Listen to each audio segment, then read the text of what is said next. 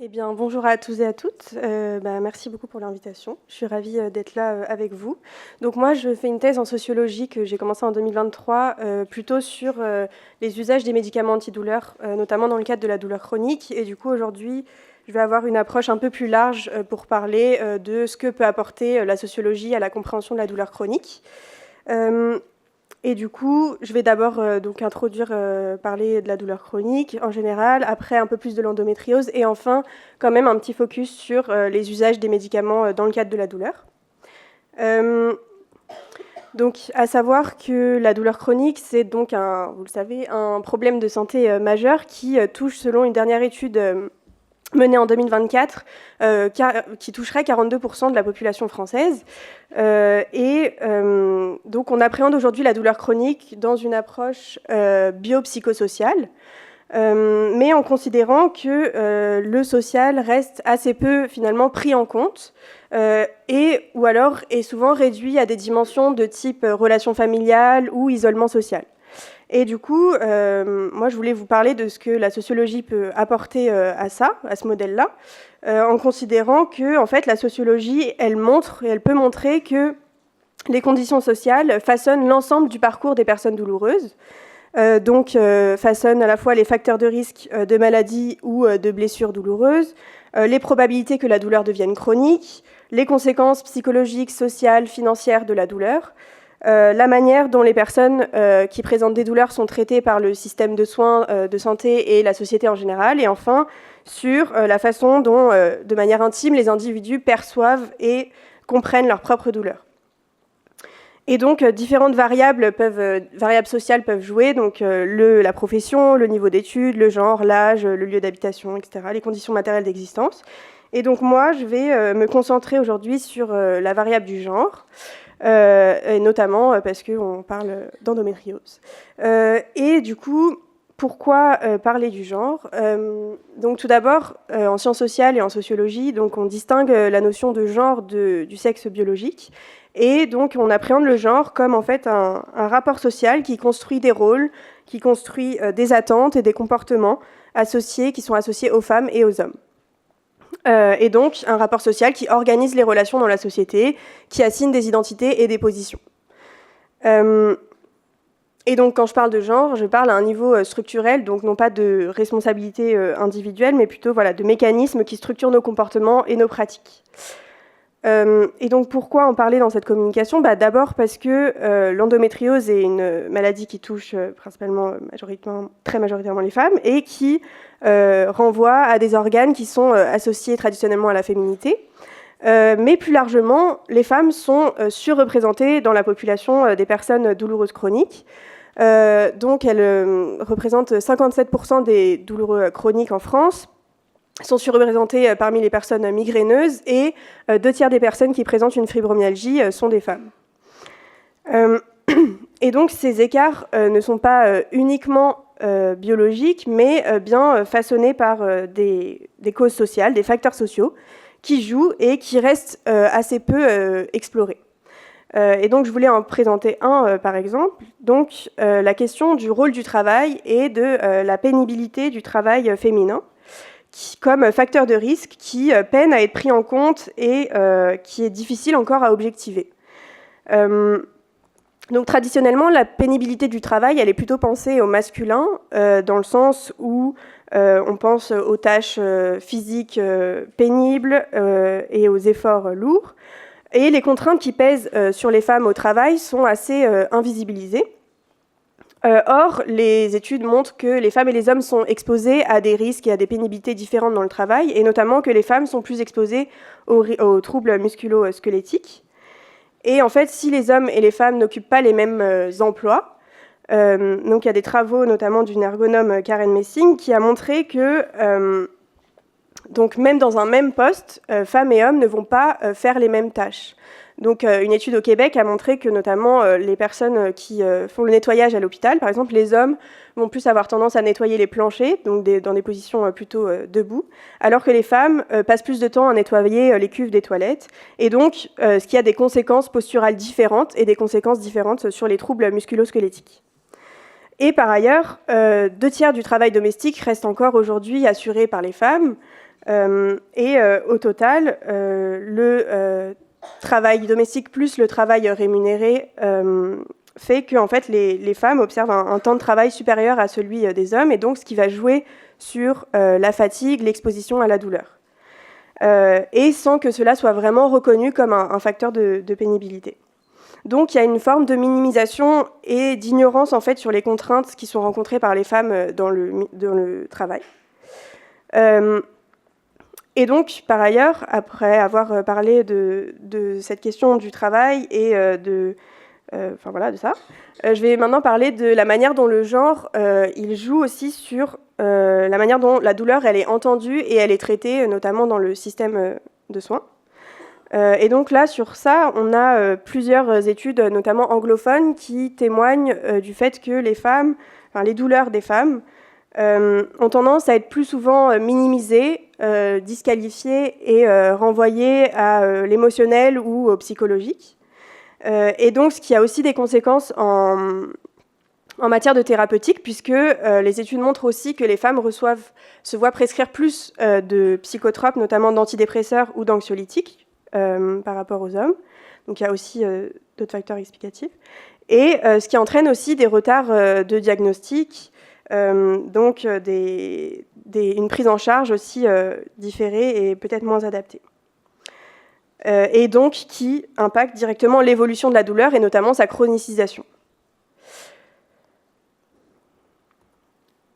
Donc ensuite, pour parler plus spécifiquement de l'endométriose, donc l'endométriose, comme on l'a mentionné juste avant, est aujourd'hui une maladie qui est plus reconnue, plus visible, mais qui reste fortement marquée par l'incertitude, notamment l'incertitude thérapeutique, étiologique. J'aimerais vous parler aussi maintenant du fait que cette incertitude, elle est aussi socialement construite, puisque en fait, il y a un ensemble de représentations. Les recherches en sciences sociales ont montré que certains savoirs médicaux ont été façonnés et structurés par des représentations qui sont notamment liées au genre, et donc sur la manière dont l'ignorance en matière de santé a pu être produite et reproduite. Donc des travaux en histoire ont montré la manière dont le corps menstrué, le corps des femmes, a été construit et décrit comme physiquement malade, pathologique par nature et psychologiquement vulnérable, et donc que la menstruation était avant tout définie comme en termes de dysfonction. Et donc l'utérus a aussi été construit comme le siège de l'hystérie, et donc ces savoirs permettant aussi d'asseoir l'infériorité supposée des femmes. Et d'autres mythes ont aussi structuré le regard sur les maladies, l'endométriose, notamment l'idée que en fait, l'endométriose toucherait des femmes qui se marient plus tard, qui font des enfants plus tardivement, qui poursuivent des études longues ou des carrières, et du coup, plutôt une maladie des femmes blanches de classe supérieure. Et donc, qui attribuait en fait la cause de la maladie non pas à des facteurs plutôt biologiques ou environnementaux, mais à des facteurs liés au mode de vie de ces femmes, et notamment des modes de vie qui seraient déviants vis-à-vis des normes sociales, notamment en termes de maternité. Par ailleurs, l'endométriose s'inscrit aussi dans un contexte de normalisation des douleurs menstruelles. Donc là, je vous ai mis un extrait d'entretien que j'ai réalisé donc, avec Manon, qui a été diagnostiquée d'une endométriose, et donc qui me raconte que, en tant que femme, on nous a toujours appris, enfin moi on m'a toujours appris que les règles c'est douloureux, c'est normal. Je ne pense pas que ça doit être au point de se tordre de douleur. Donc ça, c'est assez connu, mais du coup, beaucoup de patientes grandissent avec l'idée qu'il est normal d'avoir mal, qu'il faut supporter, qu'il ne faut pas faire d'histoire par rapport à leur douleur. Et donc, cette socialisation genrée à l'intériorisation de la souffrance, elle produit aussi, elle participe à l'invisibilité de la maladie. Et par ailleurs, un autre point, donc là, je m'appuie sur les travaux de Margot Neve, mais qui explique que, en fait, il y a un cadrage de la maladie qui est... la maladie, elle est cadrée sur les spécificités biologiques des femmes, avec une association très forte entre menstruation et endométriose. Donc, notamment, on retrouve dans l'écrit de la HAS en 2017 que ce serait une maladie directement causée par les règles. Mais Pourtant, ce lien, le rôle exact des menstruations, il reste encore incertain et pas tout à fait encore établi. Et il invisibilise aussi en fait d'autres symptômes, donc on en a parlé, mais de type douleur, notamment aussi nociplastique, douleurs digestives, troubles urinaires, migraines, état dépressif. Et il invisibilise aussi l'exploration d'autres pistes d'explication, d'autres pistes de facteurs de risque, notamment environnementaux, donc sur les perturbateurs endocriniens, par exemple, les pesticides. Et ce cadrage de la maladie comme étant directement la cause ou liée aux menstruations, il influe aussi sur les traitements qui sont beaucoup centrés sur la suppression des règles avec une contraception continue. Et donc l'ensemble de ces dimensions que j'ai présentées sur les représentations qui ont traversé, qui continuent parfois de traverser le diagnostic de l'endométriose, contribuent à faire de cette maladie une maladie encore mal connue, ou en tout cas avec des zones encore d'incertitude, d'ignorance. Et si elle touche, comme on l'a dit, environ une femme sur 10, le délai moyen pour obtenir un diagnostic reste très long et observe aussi des fortes inégalités dans l'accès aux soins et aux spécialistes, notamment, de cette maladie. Donc enfin, pour la dernière partie, j'aimerais faire un petit point sur justement aussi les usages des médicaments. Et du coup les pratiques d'usage de médicaments en contexte de douleurs chroniques. Et donc toujours sur l'enquête que j'ai citée en introduction sur la prévalence de la douleur chronique, donc ils ont aussi eu des résultats par rapport aux consommations médicamenteuses, et notamment ils montrent que 70% des personnes douloureuses chroniques ont une prescription de paracétamol, 51% d'anti-inflammatoires, 27% d'opioïdes, 7% d'antidépresseurs ou anti-épileptiques et 6% de triptan. Et par ailleurs, toujours selon cette enquête, 87% des individus douloureux chroniques ont recours à l'automédication et 16% ont recours à un opioïde en automédication. Et donc, toute cette question de l'errance diagnostique, elle parle aussi de l'automédication et notamment du fait que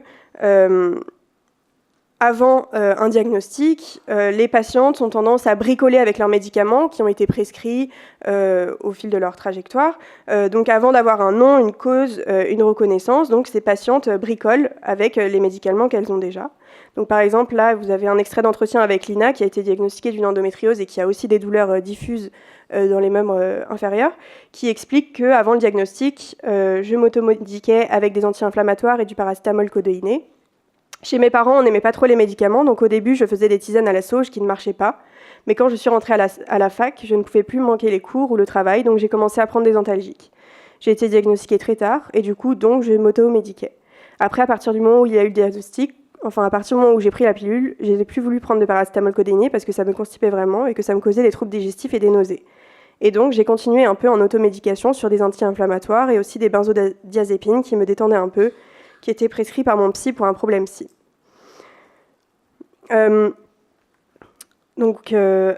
Ensuite, les médicaments peuvent permettre pour les personnes les patientes qui sont notamment atteintes d'endométriose, de maintenir des fonctions, notamment au travail, et de maintenir une forme d'ordinaire face à la douleur et à la douleur chronique. Ce, dans un contexte notamment, encore une fois, des effets du genre, mais où on observe des inégalités de genre dans le travail, et donc qui permettent de se maintenir au travail, de maintenir des fonctions et des rôles, et notamment aussi des rôles qui sont moins visibles, dont j'ai déjà parlé, mais des rôles qui concernent la sphère familiale, donc la charge domestique, et aussi des rôles d'aidantes, puisque 70% des aidants sont des femmes, et c'est une population que j'ai beaucoup rencontrée dans ma thèse. Donc ces médicaments permettent aux personnes de tenir un ordinaire face à la douleur, mais en même temps, les effets secondaires des médicaments peuvent justement empêcher de tenir et handicaper encore davantage, donc notamment avec des symptômes comme des effets secondaires, comme la somnolence, les troubles de concentration, la sensation d'être, je cite, shootée. Et enfin, donc, si les personnes qui vivent avec des douleurs chroniques sont exposées au stigmate de la paresse et de l'exagération des douleurs, puisqu'en fait les douleurs sont invisibles, donc elles sont exposées à ce premier stigmate. mais les médicaments, eux, sont visibles et exposent un autre stigmate, qui est celui, cette fois-ci, de prendre trop de médicaments ou de prendre des médicaments qui seraient trop forts et ou d'être suspecté d'être dépendant à ces médicaments. Donc, pour conclure, ce que j'ai voulu introduire, et c'était assez large, mais c'est le fait que la douleur chronique, c'est pas seulement un phénomène biologique, donc je l'ai rappelé, et vous le savez, que c'est appréhendé comme un phénomène biopsychosocial, mais du coup, c'est une expérience qui est profondément socialement située.